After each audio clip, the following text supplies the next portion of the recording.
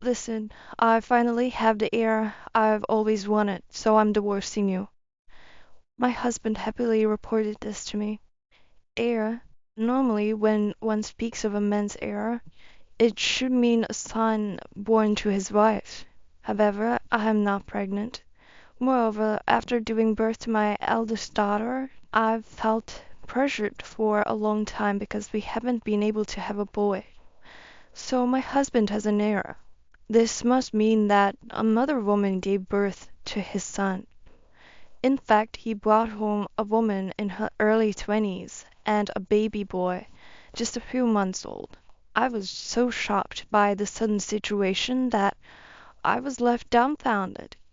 This is for the good of the company too, you understand, right? My mother is also happy that we finally have an heir. They could use his daughter and leave. The pressure from my mother-in-law and my husband to have a boy has been there since the beginning of our marriage, and because I couldn't have one, my husband ended up having an affair and got the baby boy he always wanted. I can still bear the mistreatment towards me, but my daughter is undoubtedly my husband's child. Despite this, I couldn't possibly forgive my husband trying to throw us both out. Just as I was about to express my anger, my daughter, who had been quietly observing the situation, said something astonishing. Everyone present, including myself, was stunned by my daughter's statement. Following her revelation, my husband and his mistress would plummet to rock bottom. I am a 40-something housewife that works part-time. I work part-time at a supermarket while also taking care of the housework. My husband, Scott, is also in his 40s and serves as the executive vice president of a small family-owned printing company. The company is managed by Scott's brother, the third generation to run it. The founder was my mother-in-law's father, and Scott's and his brother's father was the son-in-law who took over the business. As a result, my mother-in-law has a strong sense of family lineage and has always been particularly hostile towards me, making my daily life difficult. When a distant relative who managed accounts fell ill and had to take a sudden 2-week leave, I offered to help temporarily because I had accounting experience from before I was married, but they wouldn't allow me, a non-family member, to be involved in a family business. Honestly, I don't know how far the term family extends. I might not consider it family because I'm married into it. Moreover, my mother-in-law also showed extreme favoritism towards her son. She adored Scott to an extreme, and even though she was opposed when his brother was set to take over the company, it was actually their father who was managing everything. After observing how his sons conducted business and their relationships with clients, he finally convinced my mother-in-law to let the older brother inherit the role. Scott's brother married in his late 20s and lived with their family due to being the heir, but they struggled to have children. The pressure from my mother-in-law was intense, and his wife was constantly berated and insulted for being infertile. In her late 40s, my sister-in-law finally saw my mother-in-law give up on the idea of grandchildren, but she continued to face harassment for not having children. Scott's brother would admonish his mother from time to time, but she was stubborn and refused to change her attitude. Scott and I, who got married around the same time as his brother, were in our early 20s, but it wasn't until our late 20s that we had our daughter Angela. We had been pressured to have children ever since our marriage, and there were times I thought I might have a nervous breakdown. When I found out I was pregnant, I was incredibly happy. However, once the pregnancy was confirmed, the next question was always, when will we know the sex? They only wanted a boy. I can still remember the disappointed looks on my mother-in-law's and Scott's faces when they found out the baby was a girl. My mother-in-law, despite being told repeatedly that the baby was a girl, prepared boys' clothing and even tried to choose a boy's name on her own. I gradually began to feel like a failure for not being able to have a boy, and I unfairly blamed my unborn daughter for not coming as a boy. But that ended the day I first felt her move. The moment I felt her presence inside me, I knew I had to protect her no matter what, and I resolved to be a mother. The harassment from my mother-in-law continued, and Scott didn't even come to the hospital on the day of the birth. I gave birth to Angela alone. When my mother-in-law saw my daughter for the first time after I was discharged, her only comment was, "Make sure the next one is a boy." Life became even more difficult after Angela was born. Between caring for a newborn and managing the household, I had nearly sleepless nights. Scott, of course, didn't help at all. In fact, just over a month after the birth, he was already pressuring me for a boy. I was too exhausted from child rearing to have the energy, and when I refused, he became sullen and troublesome. As Angela grew, we were still unable to conceive again, and Scott gradually became more distant. Now that Angela is in high school, Scott and I barely talk. Scott and my mother-in-law never participated in any of Angela's celebrations or ceremonies. Scott would forget his own daughter's birthday, go out drinking, and come home completely wasted. It was heartbreaking to see young Angela waiting for hours for her father, surrounded by cake and lavish meals. Further, growing up, hearing things like girls are useless and money spent on girls is a waste from Scott and my mother-in-law, it's no wonder she never grew fond of them. Now Scott is just a roommate to us. Meanwhile, as my brother-in-law and his wife had no hope of conceiving, my mother-in-law began pressuring me in my early 40s to have a boy. It was already a difficult proposition due to my age, but the marital relationship was so broken that having more children wasn't even an option. Moreover, I couldn't bear the thought of possibly having another girl and facing the same issues with Scott. I just wanted her to give up. After years of being told the same thing, I was fed up.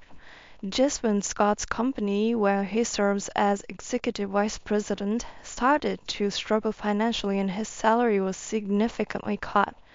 As an executive, he faced a higher rate of pay cut than regular employees. The trouble started when a major client terminated their contract, apparently because of a dispute. Scott blamed his incompetent brother, the president, for his hardships, saying he was always the one who had to cover for him. Even in a company crisis, he seemed unfazed. Losing a major client could be a crisis-level problem for a small printing company, but he seemed to lack any sense of urgency. With our household income decreasing, I wanted to help out as much as I could, so I talked to Scott about working full-time. I had already been offered a chance to go from part-time to full-time at my current job, which seemed perfect. However, Scott was vehemently opposed. He mentioned various reasons like me possibly neglecting household duties and him losing face as a husband, but essentially his attitude seemed to be that women should just quietly obey men. But at this rate, we'll barely be able to pay rent and utility bills, let alone afford groceries, and I wouldn't be able to give Angela any allowance or cover her commuting costs to school. Thinking about it, maybe his pride was hurt, but Scott turned red and said, "It's a waste of money to give her any allowance anyway, so no allowance until my salary is back, and she can walk or bike to school." Angela, seeing that biking was not feasible, bravely started working at a cafe to earn her share. I was proud of my resilient daughter, but could only feel irritation towards the prideful Scott. I couldn't act openly due to Scott's opposition, but I managed to increase our income by finding some work I could do from home after explaining the situation. Amidst these difficult times, Scott suddenly brought home a flashy woman in her late 20s and a baby boy just a few months old. The woman's name was Nicole, and the baby was Scott and Nicole's child.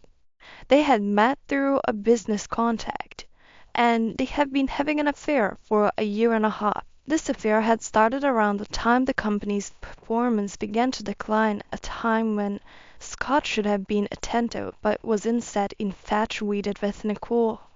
Although his salary had significantly decreased, it turned out he was only bringing home enough money for rent and utilities. The rest he spent on dates and gifts for Nicole. Despite our daughter struggling and working part-time, he's truly a hopeless man. We were utterly dismayed. To be honest, even knowing of his betrayal, I couldn't cry. Now that I have an heir, I'm going to remarry Nicole. I'm divorcing you, so take your useless daughter and get lost. This is also for the company. My mother is happy about having a grandson too. Scott said this with a triumphant look, throwing the words at Angela and me.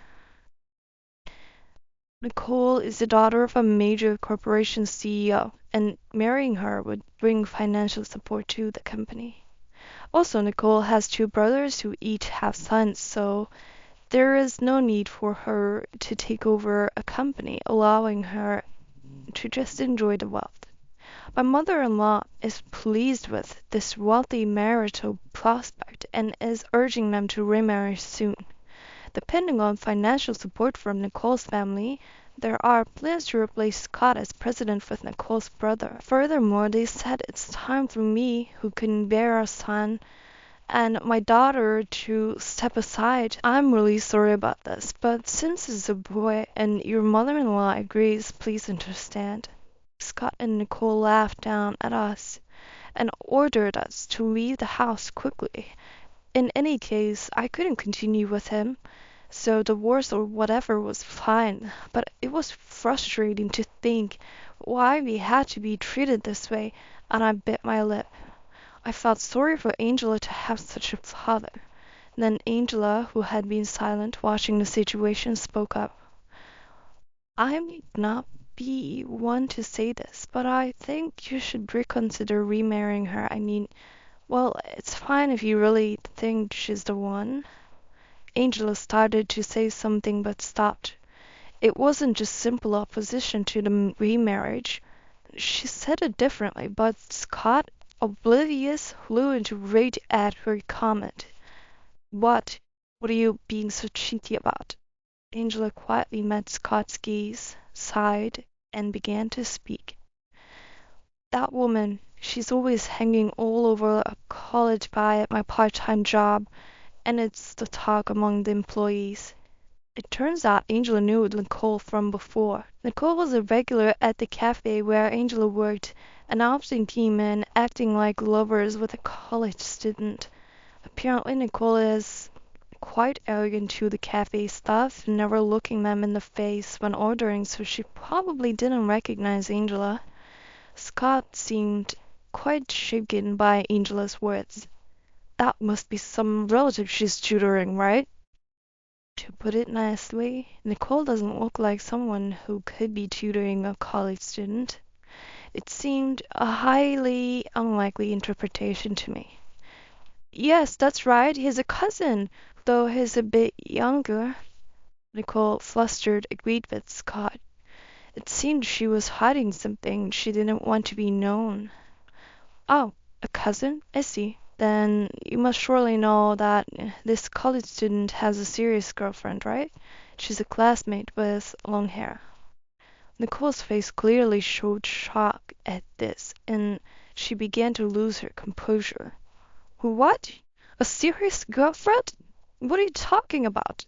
Nicole snapped back, her words becoming disjointed. Scott stood by, turning pale. It was a terrible farce. Watching the scene, I couldn't stand it. Angela continued calmly.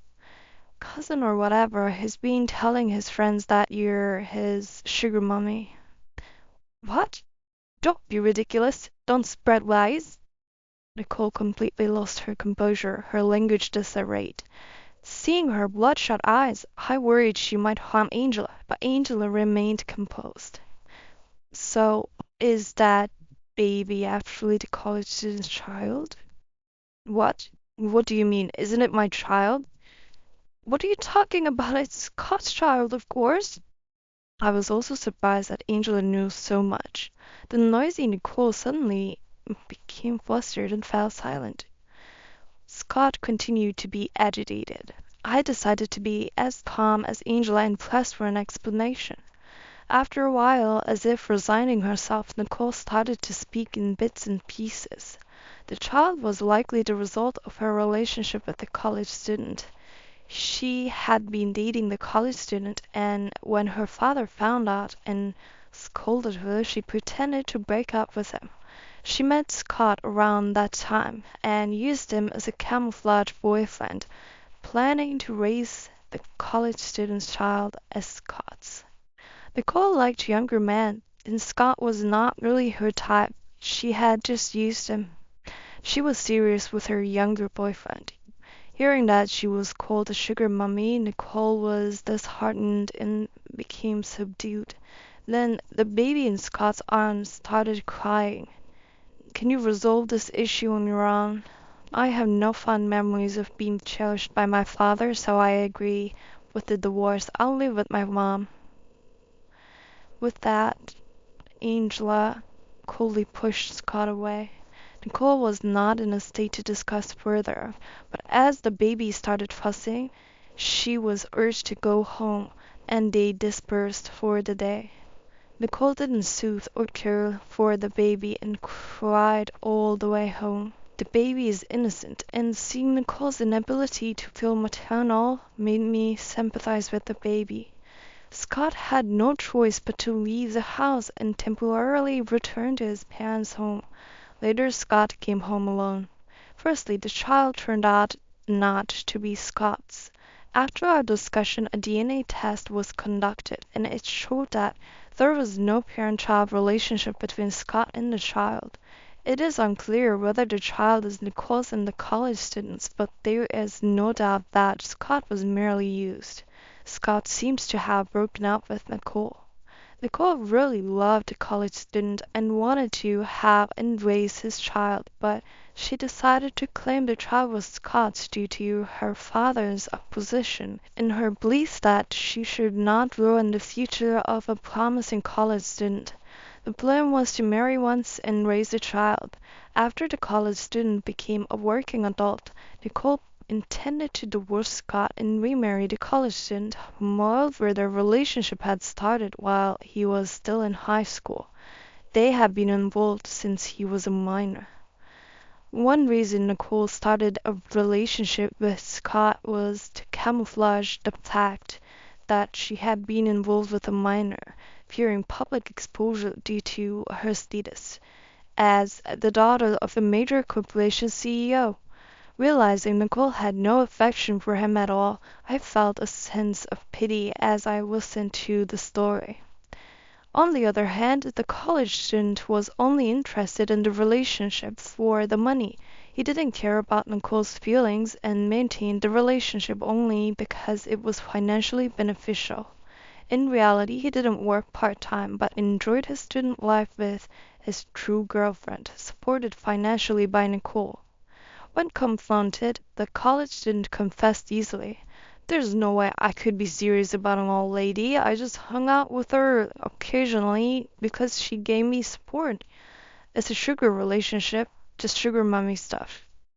Despite the birth of the child, he eventually cut off all contact. After being abandoned by the college students, Nicole fell into despair and became apathetic, neglecting her child to the point of neglect. The house was in disarray. The child was constantly crying, and it seemed he wasn't even being fed properly. Concerned that the child might die, Nicole's eldest brother and his wife temporarily took the baby to care for him. Scott came to me, begging to try again, saying he wanted to start over because he had broken up with Nicole. Moreover, his mother was also saying that a young wife couldn't control her desires and was no good, urging me to have a son while I'm still in my early 40s. What convenient people they are. No, thank you. I'll be leaving this house immediately, so feel free to remarry or do whatever you like. I firmly refused. Please, what will happen to my wife and the company? I was deceived. Scott pleaded for help, but he seemed to conveniently forget how he had treated me all this time. He's truly hopeless. I've been excluded by your mother for years because I'm not part of the family, and you recently called Angela and me useless, didn't you?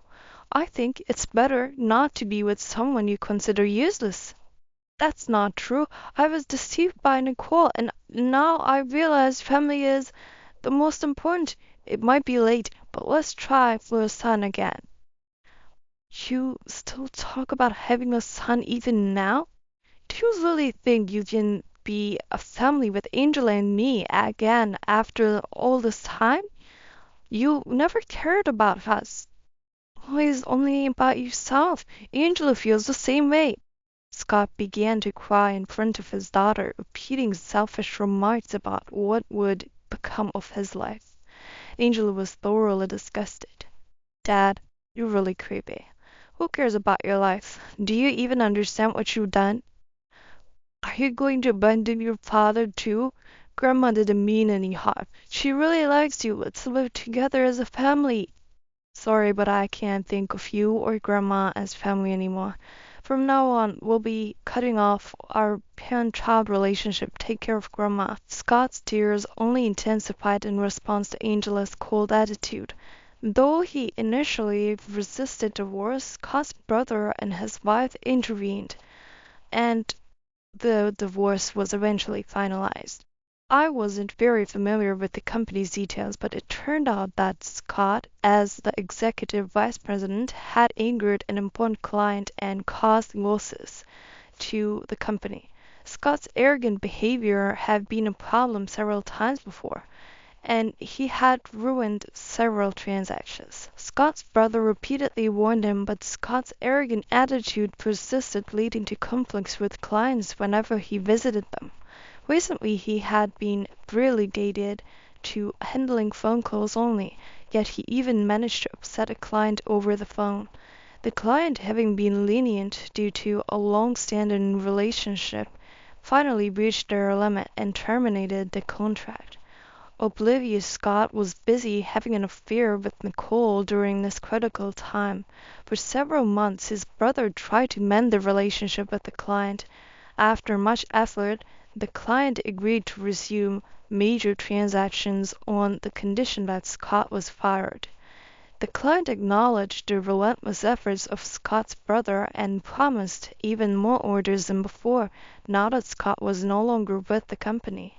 Without hesitation, Scott's brother fired him.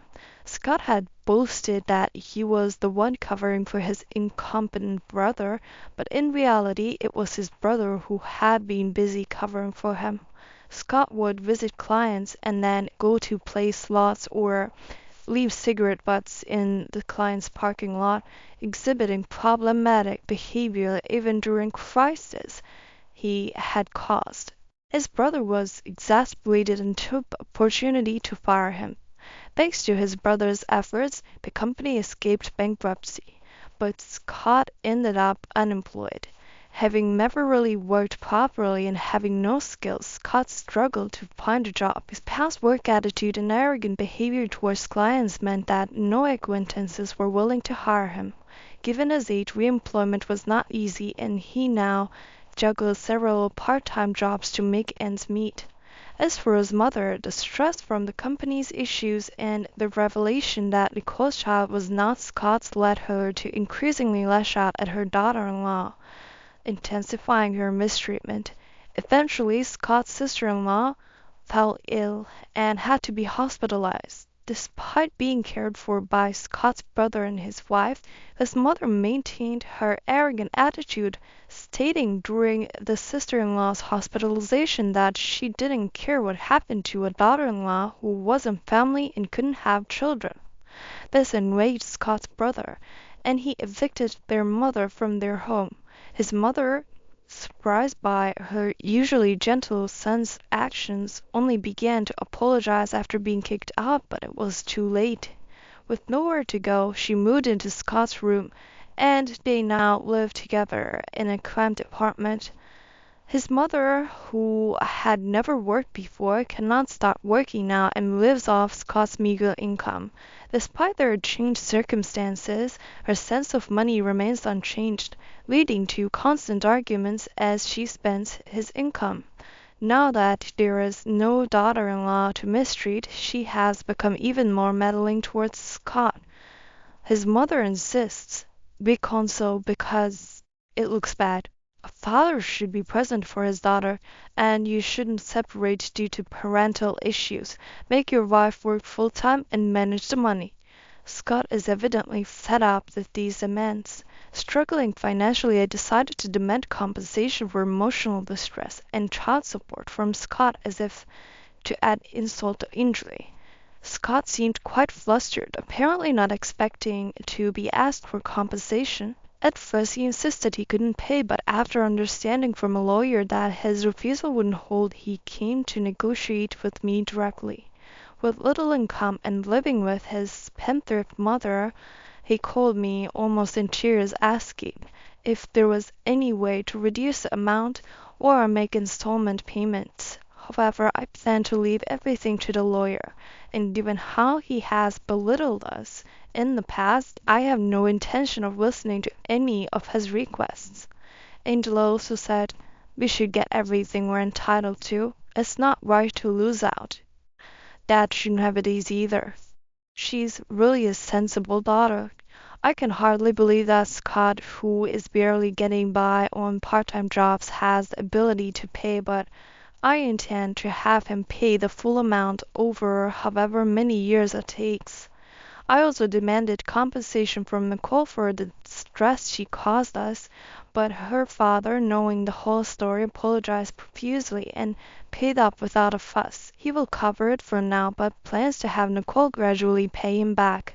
Nicole, furious at being nearly disowned, ended up living under her parents' strict supervision at her childhood home with the child, as they didn't want her causing more trouble by getting involved with minors again. It seems she was uncontrollable at first, but now she's settling down and somewhat managing the child care. The college student was demanded to pay child support by Nicole. At first he dodged the responsibility, becoming unreachable at times, but Nicole's father brought a lawyer to the student's family home. The college student's parents were furious upon learning that their son had engaged in a sugar relationship, impregnated the woman, and then ignored the situation. There was a festival of apologies from Nicole's side, but the college student himself did not seem remorseful. An impatient lawyer suggested that making an enemy of a corporate CEO could jeopardize his career prospects after graduation, making his university degree worthless. Realizing this, he reluctantly agreed to pay child support. Concerned about their social standing, the college student's parents also agreed to be responsible and initially covered the child support, which he would repay from his wages once he started working or from his part-time earnings. The college student, who had previously earned money through sugar dating without working, now works for a low wage and has to dedicate most of his earnings to repayments, working desperately. I have become a full-time employee and my salary has increased. My job is more fulfilling than ever. Although we're not wealthy, I earn enough for the two of us to live comfortably. Angela continues her part-time job at the cafe and helps out sufficiently with household chores, making our lives much easier than when Scott, who was nothing but a burden, was around. Now that we no longer had to deal with my sarcastic mother-in-law, Angela smiles more and seems more relaxed. We want to live happily true to ourselves from now on.